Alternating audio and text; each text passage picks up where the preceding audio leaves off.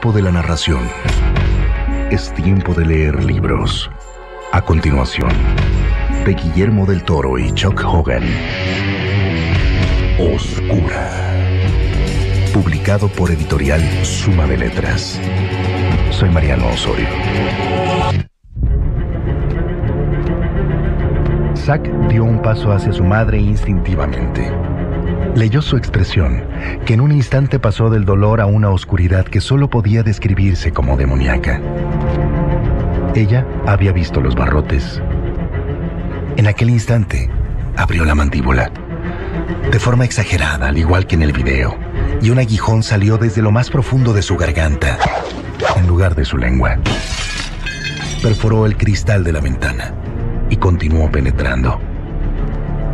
El aguijón, de casi 2 metros, se adelgazó y luego se desplegó hasta quedar a un palmo de la garganta de su hijo. Zack se quedó paralizado. Sus pulmones de asmático se obstruyeron, impidiéndole respirar. El aguijón se relajó y tras un gesto casual que ella hizo al levantar la cabeza, volvió a replegarse en la boca. Kelly Goodwater introdujo la cabeza por los barrotes de la ventana, rompiendo el resto del cristal. Solo le faltaban unos centímetros más para alcanzar la garganta de Zack y reclamar a su amado en nombre del amo. Zack se quedó petrificado, ver los ojos rojos con puntos negros en el centro. Buscó afanosamente una semblanza de su madre. ¿Estaba muerta, como había dicho su padre, o viva? ¿Se había ido para siempre? ¿O estaba allí en la habitación, junto a él? ¿Era suya aún? ¿O ya era de otra persona? Ella tenía la cabeza atascada entre los barrotes de hierro, comprimiendo sus músculos y haciendo crujir sus huesos, forcejeando desesperadamente para salvar la distancia que había entre su aguijón y la carne del chico. Volvió a abrir la mandíbula. Sus ojos brillantes se posaron en la garganta del niño, justo sobre su nuez de Adán. Ebb entró corriendo al dormitorio. Encontró a Zack completamente inmóvil, mudo frente a Kelly y a la vampira estrechando la cabeza entre las barras de hierro, lista para atacar. Sacó la espada con hoja de plata colgada a su espalda, gritando ¡No! Y saltó para cubrir a Zack. Nora venía detrás con su lámpara Luma y la encendió. La visión de Kelly Goodwater, este ser humano corrompido, aquella madre monstruo, le produjo repulsión, pero avanzó con la lámpara para eliminar al virus. Ebb también se acercó a Kelly y a su horrible aguijón. La vampira les lanzó una mirada de furia animal. ¡Fuera! ¡Sal de aquí!, le gritó Ebb. Blandió su espada y se acercó a la ventana, luego de lanzarle una mirada dolorosamente hambrienta a su hijo. Kelly se apartó de los barrotes para no ser alcanzada por la espada. Huyó por la pared exterior. Nora dejó la lámpara en el suelo para que su luz mortífera llenara el espacio de la ventana rota y así evitar que Kelly regresara. Ebb abrazó a su hijo. Zack tenía las manos en la garganta, la mirada fija en el suelo y respiraba con dificultad. Ebb le atribuyó ese estado a la desesperación, pero luego comprendió que se trataba de algo más. Un ataque de pánico. El niño estaba paralizado, era incapaz de respirar. Ebb miró francamente a su alrededor buscando el inhalador en la parte superior del televisor. Lo puso en las manos de su hijo y lo ayudó a llevárselo a la boca. Zack inhaló y el efecto expansivo del aerosol le abrió los pulmones. Su palidez se dio de inmediato. Sus vías respiratorias se inflaron como un globo y el chico se desplomó, exhausto. Ebb soltó la espada para levantar a su hijo, pero Zack reaccionó empujándolo mientras corría hacia la ventana vacía. ¡Mamá! ¡Mamá!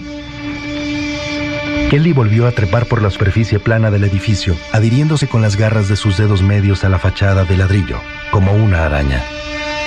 La furia que sentía por el intruso la hizo insistir. Ella percibía, con la misma intensidad de una madre que sueña con el niño afligido que pronuncia su nombre, la cercanía exquisita de su amado. El faro psíquico de su dolor humano. La fuerza de la necesidad del chico hacia su madre incrementaba la sujeción incondicional a su voluntad vampírica. Lo que vio al posar sus ojos en Zachary Goodwater no fue a un niño. No era su hijo, su amor. Más bien, vio esa parte suya que seguía siendo tercamente humana, algo que en un sentido le pertenecía biológicamente. Esa extensión de su ser que también era eterna, su propia sangre, roja, humana, y no blanca y vampiresca. Aún contenía oxígeno, inlancia y la promesa de alimento. Vio una parte incompleta de su ser que estaba siendo sometida por la fuerza del amo, y ella lo quería. Lo amaba con locura. No era un deseo humano, sino una necesidad vampírica. Un anhelo de vampiro. La reproducción humana funciona engendrando y creciendo, mientras que la reproducción vampírica opera en sentido contrario, recurriendo al torrente sanguíneo, habitando en las células y transformándolas para sus propios fines. El amor, el atributo positivo, se convierte en su opuesto, que no es de hecho el odio ni la muerte. El atributo negativo es la infección, en lugar de compartir el amor o la unión del espermatozoide y el óvulo. La mezcla de cromosomas para crear un ser nuevo, único e irrepetible, realmente supone una corrupción del proceso reproductivo, una sustancia inerte que invade una célula viable y produce cientos de millones de copias idénticas. No es una acción compartida ni creativa, sino violenta y destructiva. Es una profanación y una perversión, una violación biológica y una suplantación. Ella necesitaba a Zack. Estaría incompleta mientras él conservara su condición humana, inacabada. La cosa Kelly permaneció en el borde del tejado, indiferente a la ciudad que ardía a su alrededor. Ella solo conocía la sed, una ansia de sangre, de su tipo de sangre. Era el frenesí que la impelía, pues un virus solo sabe una cosa, que debe infectar. Ella trataba de encontrar otra forma de entrar en la casa de ladrillo y oyó un par de zapatos viejos crujir sobre la grava desde detrás de la mampara de la puerta. En medio de la oscuridad, lo vio con claridad. Cetraquián, el viejo cazador, apareció avanzando hacia ella con una espada de plata. Quería ensartarla contra el borde del techo y de la noche. Su calor humano era débil y opaco, y como ya estaba viejo, su sangre circulaba con lentitud. Le pareció pequeño, como todos los demás seres humanos, criaturas amorfas y diminutas, aferrándose al borde de la existencia, tropezando con su inteligencia limitada y mezquina. La mariposa que ha cazado a un insecto mira a una crisálida peluda con absoluto desprecio, pues supone la primera fase de la evolución, un espécimen anticuado incapaz de escuchar la alegría tranquilizadora del amo. Algo en ella siempre retornaba a él, una forma de comunicación animal, primitiva, aunque coordinada. La psique de la columna.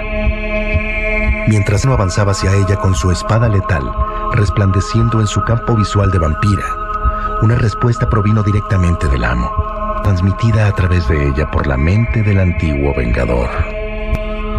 Abraham, no lo hagas. Pronunció con el acento de una entonación femenina, no con la de Kelly, como una voz que no había oído nunca, pero Cetraquián sí. Ella lo vio en su marca de calor, en la forma en que se le aceleró el ritmo cardíaco. Yo vivo en ella también. Yo habito en ella. El vengador se detuvo y un indicio de debilidad asomó a sus ojos. La vampira aprovechó el momento, dejó caer el mentón y agitó su boca abierta, sintiendo el ímpetu de su aguijón excitado. Pero el vengador levantó su arma y se abalanzó contra ella profiriendo un grito. Ella no tuvo otra opción. La hoja de plata ardió en el centro de sus ojos oscurecidos. Se dio la vuelta y corrió por el borde de la cornisa, escurriéndose hacia abajo por la pared del edificio. Desde el lote vacío que había abajo, miró de nuevo a aquel anciano que la veía alejarse y percibió la disminución de su calor. Ebb se acercó a Zack y lo jaló del brazo para evitar que fuera alcanzado por la luz calcinante de la lámpara Luma que estaba al pie de la ventana. Vete, papá, vete. Oye, socio, oye, Zack, escucha. Intentaste matarla. Ebb no sabía qué decir. porque eso era exactamente lo que había hecho. Zack, ella ya está muerta. No para mí. La viste, Zack. Ep no quería tener que hablar del aguijón. La viste, ya no es tu madre. Lo siento, hijo. No tienes que matarla. Tengo que hacerlo, hijo. Es mi deber. Se acercó a Zack con la intención de abrazarlo, pero el niño se apartó. Se refugió en Nora y lloró desconsolado en su hombro. Nora miró a Eb con una expresión de consuelo, pero él no estaba para eso. Fed esperaba en la puerta detrás de él. «Vamos», dijo Eb, saliendo de la habitación.